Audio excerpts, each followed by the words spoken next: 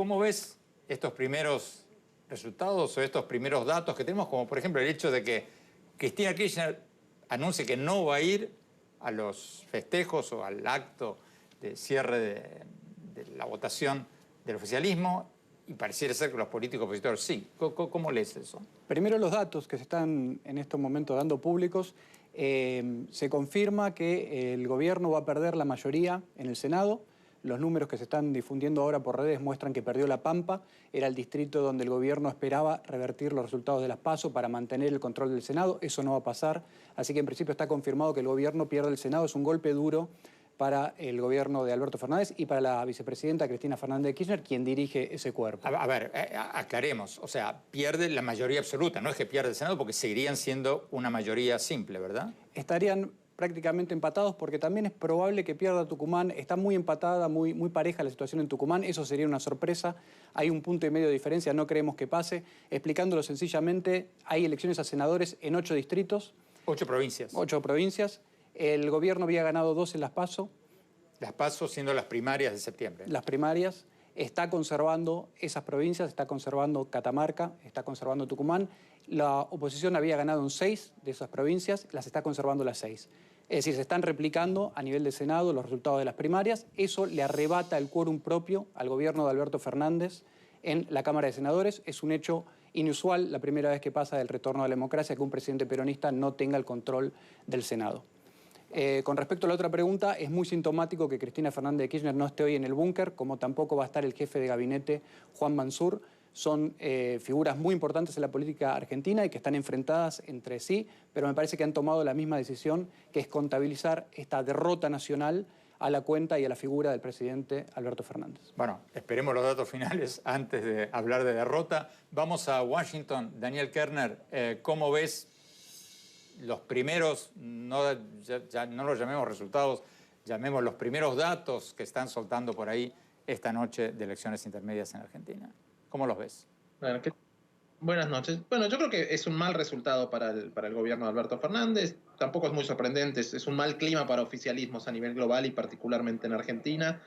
El gobierno se había planteado 3 objetivos antes de las elecciones: conseguir una mayoría en la Cámara de Diputados, imposible; mantener su control del Senado, cosa que aparentemente van a perder; y triunfar en la provincia de Buenos Aires, algo que parece estar un poco más en duda, pero que también se ve improbable. Y a nivel nacional da la impresión de que han perdido mucho apoyo. Yo creo que va a ser muy importante lo que pase en la provincia de Buenos Aires. Cada 2 años es lo que todo el mundo mira. Es el distrito electoral más grande, es el bastión de la vicepresidenta Cristina Kirchner. En las primarias quedaron a 4 puntos más o menos del principal partido de oposición. Da la impresión que la distancia se ha achicado bastante, lo cual no es sorprendente dado, como tú mencionabas al principio, el nivel de gasto y de movilización que hubo. Pero aún ahí creo que va a haber una derrota. Ahora, si en la provincia de Buenos Aires les va mejor, yo creo que eso va a tener implicancias para el día después, porque básicamente el que va a quedar más debilitado de todos es Alberto Fernández, porque el gobierno perdió a nivel nacional. Si lograron mejorar en la provincia de Buenos Aires, yo creo que al menos Cristina va a decir: en donde yo me enfoqué no me fue tan mal, ahí debo tomar el control del gobierno. Y un punto final: el diagnóstico que hizo el gobierno sobre esta elección fue que el problema es que no gastaron suficiente dinero, no intervinieron lo suficiente en la economía antes de la elección, lo hicieron después de las primarias. Si en la provincia de Buenos Aires lograron mejorar, yo creo que la lectura va a ser exactamente lo que hay que hacer, que es lo contrario de lo que en realidad tiene que hacer Argentina para estabilizar su economía después de las elecciones. Que tenemos ahora pareciera ser que el gobierno kirchnerista de Alberto Fernández pierde su mayoría absoluta en el Senado. La pregunta entonces es, ¿cuál es el resultado de eso? Porque el presidente sigue siendo Alberto Fernández por los próximos 2 años, la vicepresidenta sigue siendo Cristina Fernández de Kirchner, sigue presidiendo el Senado.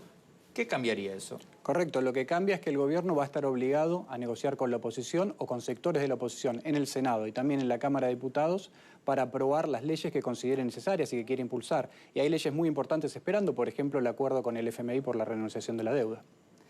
En materia, por ejemplo, de todos los procesos penales y las acusaciones contra la vicepresidenta Cristina Fernández de Kirchner, ¿el hecho de no tener una mayoría en el Senado incide de alguna manera o no? Bueno, es una señal de debilidad política, tanto para Cristina Fernández de Kirchner, como para el presidente Alberto Fernández, como para el peronismo en términos generales, mirando el recambio de 2023.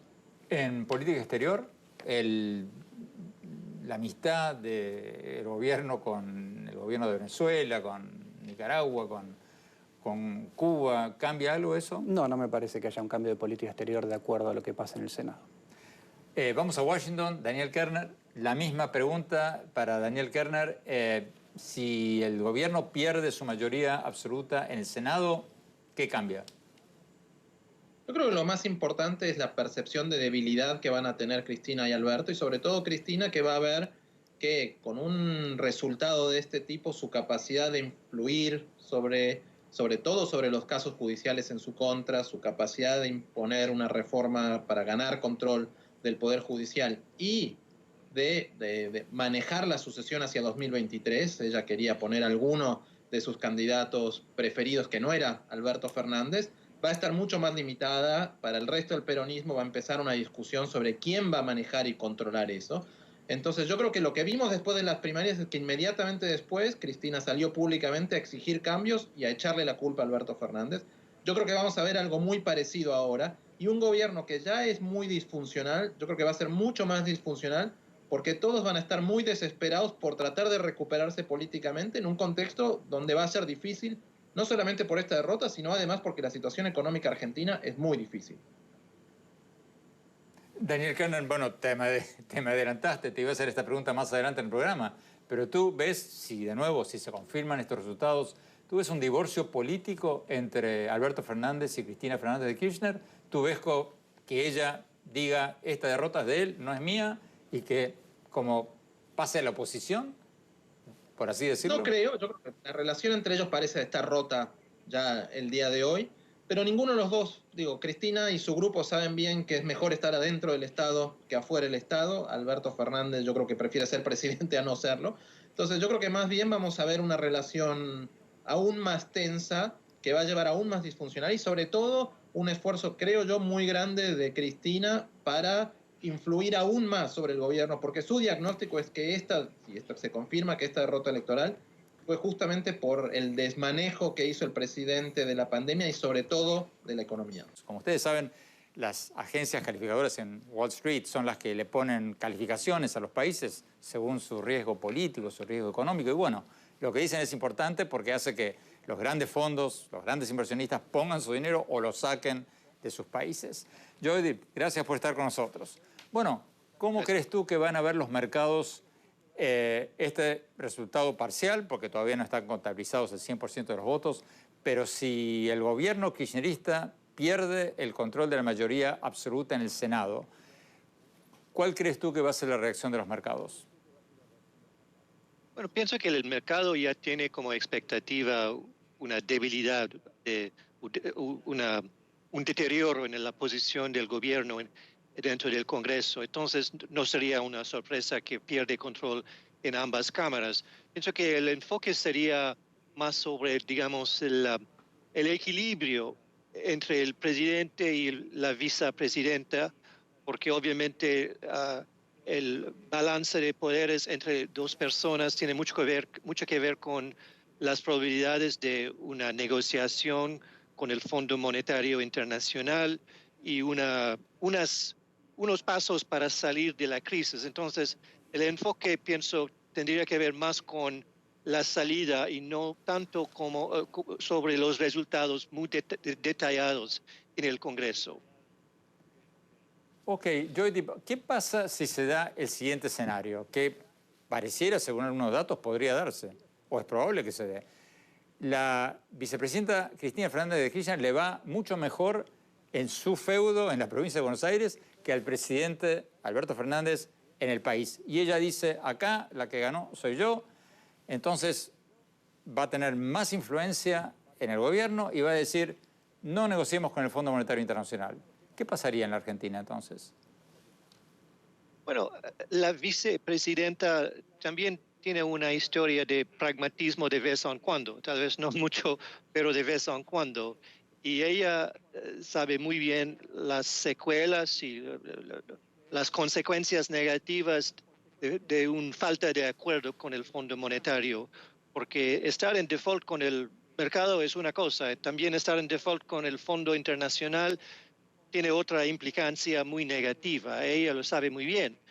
Entonces, tal vez ella puede decir otras cosas, pero no descarto la posibilidad que haya un acuerdo, aún con una vicepresidente más fortalecida después de las elecciones, porque ella era presidente por muchos años y sabe lo que pasa en el mundo internacional y la importancia de mantener unos vínculos, tal vez no muy fuertes, con la comunidad internacional. Ella tiene un poco de pragmatismo, tal vez no tanto como otros candidatos. Sigamos hablando con Jordi Mukherjee, director para América Latina de la agencia calificadora Standard & Poor's, y con Daniel Kerner, director para América Latina de la consultora de riesgo político Eurasia Group, y con Nicolás Solari, a quien tengo a mi lado, presidente de la firma encuestadora Deal Time Data. Empecemos con Joyrip. En New York, Joyrip, bueno, te preguntaba recién, ¿cuál es el pronóstico de Standard & Poor's, que tú estás a cargo de ese pronóstico, para Argentina en materia de crecimiento? ¿Es sostenible la situación actual? Porque en los últimos meses, en las últimas semanas, el gobierno aumentó el salario mínimo, empezó a regalar cosas. ¿Qué va a pasar el día después de las elecciones? ¿Se viene una debacle o no necesariamente? Bueno, en primer lugar, pronosticar sobre la Argentina es la peor tarea que uno puede hacer, porque yo me equivoqué tantas veces en mi carrera. Entonces, con mucha humildad, diría que hay un aspecto, hay un contenido de pragmatismo adentro del peronismo y dentro del gobierno, a pesar de todos los cambios que se han visto. Esa gente tiene que estar en poder. Y pienso que con más de 18 mil millones de dólares de pagarés en 2022 hacia el Fondo Monetario Internacional, hay un incentivo para el gobierno que gane más Kirchner o que gane más Alberto Fernández. Hay un incentivo para ser un poco pragmático. Y también desde el lado del Fondo Monetario, ellos tienen otra visión hoy, bajo nueva lídera. Entonces, pienso que hay espacio para un acuerdo muy ligero, muy light, para postergar el problema, pero manejar el desafío de corto plazo. Entonces, yo veo una posibilidad, vislumbro algo que puede manejar la situación, pero en términos de la economía, no, la noticia es muy mala. Inflación más de 50%, la brecha entre la tasa de tipo de cambio oficial y paralela obviamente es enorme, y falta de una ancla económica para establecer una base de confianza. La situación es muy volátil y no tengo mucho optimismo en cuanto a las proyecciones de crecimiento. Tal vez la economía puede crecer 1 o 2% en 2022, pero hay mucha incertidumbre, dado la falta de confianza y lo que puede pasar con el tipo de cambio, si hay un cambio aún más negativo en la percepción de la gente en cuanto a la tasa de inflación. Entonces, mala noticia, pero no necesariamente un desastre, pero muy desafiante. Nicolás Solari, políticamente, ¿qué pasa el día después? O sea, mañana lunes. Me parece que va a haber un enfrentamiento muy grande entre los distintos sectores que integran la coalición de gobierno. Por un lado están los sectores tradicionales del peronismo, los gobernadores, los movimientos sindicales, los movimientos sociales, los intendentes del conurbano bonaerense, que van a reclamar mayor peso en las decisiones de gobierno. Y por el otro lado está el ala más radicalizada de Cristina Fernández de Kirchner, que va a tratar de resistir este avance de los sectores tradicionales del peronismo. Así que me parece que se suma al ruido económico, ruido político por la incertidumbre de lo que va a pasar con el gobierno. Pero ese ruido político, ¿qué consecuencias concretas tiene? Bueno, mayor inestabilidad y mayores problemas para el crecimiento de la economía y obviamente para la gestión de los problemas sociales, que en la Argentina son muchos, desde la inseguridad a la pandemia. Vamos a Washington. Daniel Kerner, ¿estás de acuerdo con eso? ¿El día después, o sea, mañana, aumentan las tensiones dentro de la coalición gobernante o no necesariamente? No, yo creo que sí. Como decíamos antes, la relación entre los principales líderes ya está rota, se van a culpar por la crisis y sobre todo yo creo que el gran problema es la desesperación que van a sentir y la necesidad de intentar recuperarse políticamente hacia 2023, cuando hay elecciones presidenciales nuevamente, especialmente la vicepresidenta. Creo que el gran problema, además, es que vamos a tener un gobierno débil que va a tener todos los incentivos para recuperarse, pero lo que necesita hacer desde el punto de vista económico es dar malas noticias, es decir, necesita bajar el gasto público, bajar las jubilaciones, aumentar los precios de los servicios públicos. Cualquier acuerdo con el Fondo Monetario Internacional, por más light que sea, implica costos políticos. Y yo creo que un poco lo que hemos visto en Brasil en las últimas semanas es que cuando un presidente debilitado tiene que poner en la balanza, sí, aumentar el gasto para intentar sobrevivir políticamente o hacer lo que le piden los mercados, en general elige lo que es necesario políticamente. En ese contexto, yo creo que con un país con una inflación de 50%, casi sin reservas, sin inversión, con un gobierno débil que no dé las buenas señales, podemos, creo, empezar a entrar ya en una dinámica de inflación tipo de cambio mucho más preocupante que la que hemos visto en los últimos años. Y mi sensación es que hacia ahí vamos. Hablemos ahora un poco de la oposición. A la luz de estos resultados preliminares, si se confirma que la oposición gana en el Senado, por lo menos le quita al gobierno su mayoría absoluta, ¿quién se perfila como el candidato opositor para el 2023? ¿Qué figura de la oposición es la hora saldría más beneficiada de este resultado electoral de hoy? Bueno, primero, yo creo que es una muy buena noticia para el principal partido de oposición, Juntos por el Cambio. Hace 2 años salieron del gobierno una crisis económica, lograron mantenerse unidos y como una opción. Yo creo que el jefe de gobierno de la Ciudad de Buenos Aires, Horacio Rodríguez Larreta, que tiene altos niveles de aprobación y fue quien armó la estrategia electoral, es quien sale posicionado muy claramente como el candidato más competitivo y el líder de la oposición de aquí a 2023.